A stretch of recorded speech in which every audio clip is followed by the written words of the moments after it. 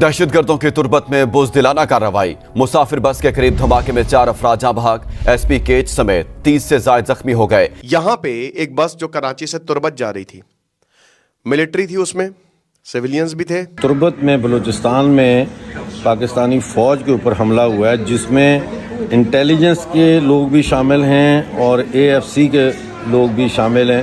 بھیانک بلاسٹ ہوتا ہے، بھیانک بلاسٹ ہوتا ہے، اور اس بلاسٹ میں ایسا کہا جا رہا ہے کہ 60 لوگ کے قریب تھے، جس میں سے کنفرم جو ابھی تک اطلاع ہے وہ یہ ہے کہ 48 یعنی 48 پاکستانی فوجی جو ہے وہ اس میں مارے گئے ہیں۔ صورتحال یہ ہے کہ تصادم کے نتیجے میں 100 سے زائد جانیں جا چکی ہیں، زخمیوں کی تعداد اس سے کئی زیادہ ہے۔ اس وقت پراکسی وار اور state sponsored terrorism by India through the lands of Afghanistan ہمارے اوپر اپلیکیشن اس کی ہوئی ہے۔ بلوچستان کے اندر وہ ہمارا نقشہ بدلنا چاہتا ہے اپنی پراکسیز کے ذریعے سے۔ اجیت ڈوبل صاحب جو ہیں، جو ان کے سلامتی کے قومی سلامتی کے مشیر تھے، ان کی نگرانی میں ایک سیل قائم ہے جس کی $1 بلین اینول اس کی فنڈنگ ہے، جس کا واحد کام جو ہے وہ چینی انجینئرز اور پاکستانی انجینئر جو گوادر میں کام کر رہے ہیں ان کے اوپر حملے کروانا، اور ان کو ہزاروں لوگ مر گئے ہیں ایک سال میں، اور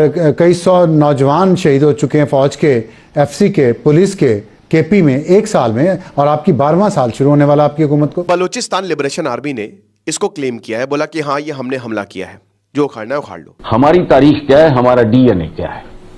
مجھے یہ بتائیں کتنے لوگ ہیں جن کا عرب اوریجن ہے، سینٹرل ایشین ہے، ایران بھی ڈالنے ہیں۔ یہ بھی خبر آئی ہے کہ تربت میں بلوچستان میں پاکستانی فوج کے اوپر حملہ ہوا ہے، جس میں انٹیلیجنس کے لوگ بھی شامل ہیں اور اے ایف سی کے لوگ بھی شامل ہیں، اور اس حملے میں متضاد خبریں آ رہی ہیں۔ کنفرم جو ابھی تک اطلاع ہے وہ یہ ہے کہ 48 یعنی 48 پاکستانی فوجی جو ہے وہ اس میں مارے گئے ہیں، لیکن غیر مصدقہ اطلاع جو ہے وہ یہ آ رہی ہے کہ یہ 70 کے لگ بھگ پاکستانی فوجی جو ہے مارے گئے ہیں، کیونکہ ایک بس تھی بھری ہوئی اور 2 اس کے علاوہ گاڑیاں اور تھیں۔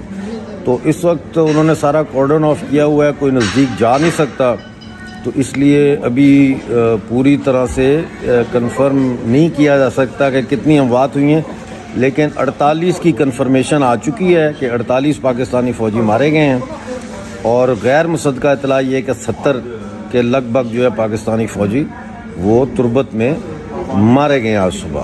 محمود غزنوی کو سب سے پہلے لٹیرا قرار دیا انگریزوں نے 1857 کے سے کچھ عرصہ پہلے، تو یہ جو اس کو لٹیرا کہنے کی جو بات ہے، یہ تو میری بات سنیں، میں زیادہ اس بحث میں الجھنا نہیں چاہتا، میں تاریخ کے جو اوراق ہیں انہی میں محدود رہنا چاہتا ہوں۔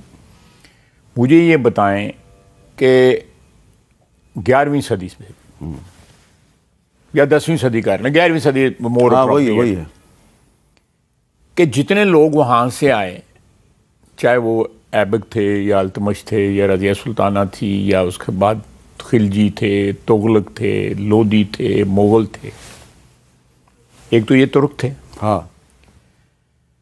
یہ آئے، یہ یہاں پہ بس گئے، انہوں نے اس علاقے کی اونرشپ لی، یہاں پہ سلطنتیں قائم کیں، یہاں پہ مسلمان ہوئے لوگوں نے اسلام قبول کیا، اسلام ایک میجر ریلیجن اس سارے خطے کا بن گیا، بنگال سے لے کے راجکماری سے لے کے جو ہے ویسٹرن جو ہمارا برصغیر کا حصہ ہے وہاں تک جو ہے۔ مجھے یہ بتائیں کہ ایک شخص جو ہے جو 17 دفعہ آتا ہے پھیرا لاندہ ہے تو واپس چلا جاتا ہے، تو اس کو آپ کس نام سے یاد کریں گے؟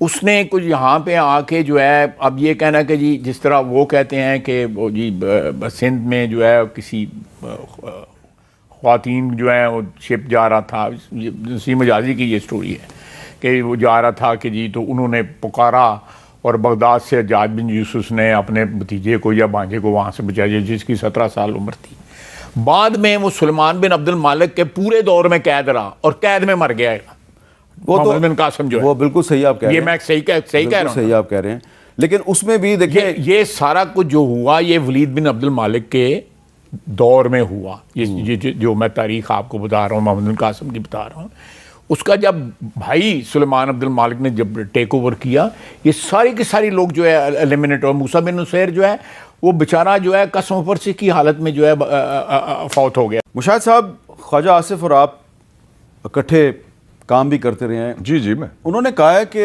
महमूद गजनवी एक लुटेरा था और अफगान गवर्नमेंट ने उनका ये जो स्टेटमेंट है इसकी शदीद मजम्मत की और इसको मुस्तरद कर दिया। आपका क्या ख्याल है? रियली वो बयान दिया है उन्होंने? जी हाँ, शॉकिंग। जी, ये जो महमूद गजनवी एक हीरो है मुसलमानों के लिए, एक सिंबल है डिफाइंस का। ये अगर बयान मेरे ख्याल में मोदी की तरफ से तो हमें समझ आती है, मोदी ये कहते हैं लुटेरा है, हिंदुत्व वाले यही कहते हैं, आरएसएस वाले ये कहते हैं, ये हमारा बयानिया नहीं हो सकता। रुमेला थापड़ जो है, जो हिस्टोरियन है, वो कुछ और कहती हैं। अब वो कुछ और कहती हैं, यस एग्जैक्टली। और आपके तो गजनवी मिसाइल हैं, वो किसके नाम पर हैं?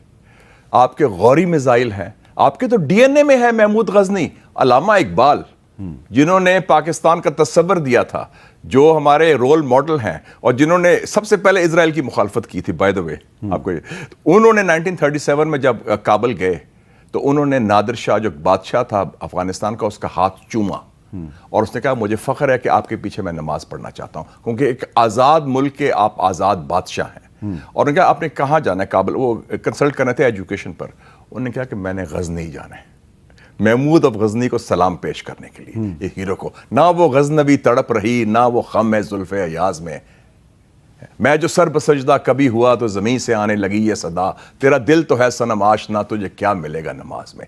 अल्लामा इकबाल का रोल मॉडल, हम सब का रोल मॉडल, हमारे डीएनए का हिस्सा है।